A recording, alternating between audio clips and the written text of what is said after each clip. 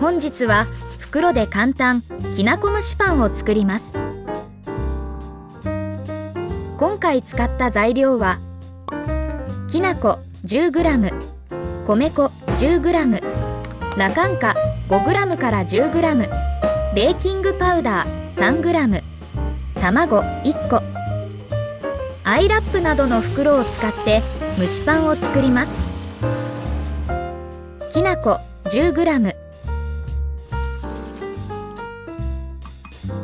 米粉 10g、羅漢果 5g から 10g、ベーキングパウダー 3g。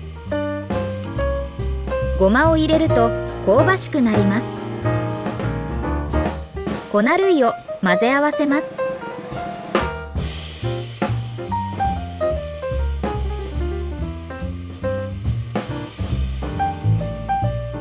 卵1個、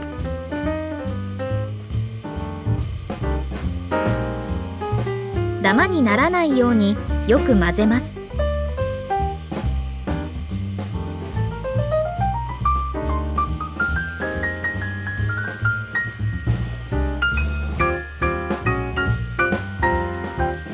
ダマがなくなれば生地の完成です。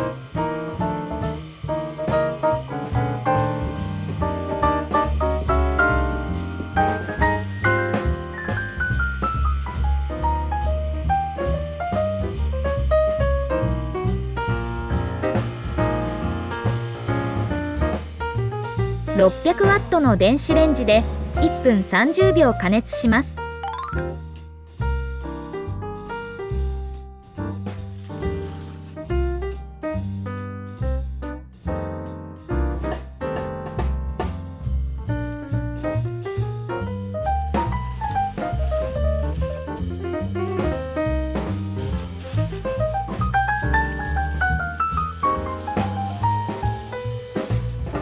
きなこ蒸しパンの完成です。